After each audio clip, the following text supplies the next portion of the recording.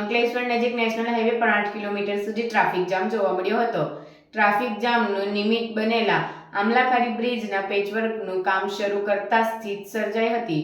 સુરત તરફ જતી લેનમાં મોટાલી પાટિયા સુધી વાહન કતાર જોવા મળી હતી. બંને લેન પર તબક્કાવાર સમારકામની કામગીરી કરવામાં આવશે.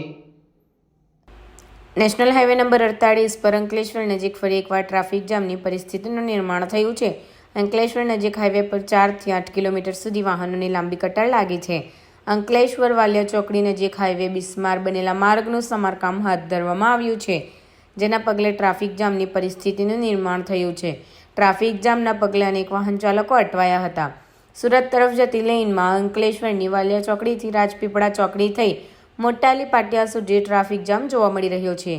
ત્યારે ટ્રાફિક વિભાગના પોલીસ કર્મચારીઓએ વાહન વ્યવહાર પૂર્વવત કરવા કવાયત શરૂ કરી છે. આ અંગે Bharuch traffic police inspector BL મહેરિયાએ જણાવ્યું હતું કે અંકલેશ્વરની વાલિયા ચોકડી આગળ આમલાખાડીના ઓવરબ્રિજ પર નેશનલ હાઈવે ઓથોરિટી દ્વારા પેચવર્કની કામગીરી ચાલી રહી છે. બંને લેન પર તબક્કાવાર સમારકામની કામગીરી કરવામાં આવશે, જેના પગલે ટ્રાફિક જામની પરિસ્થિતિનું નિર્માણ થયું છે.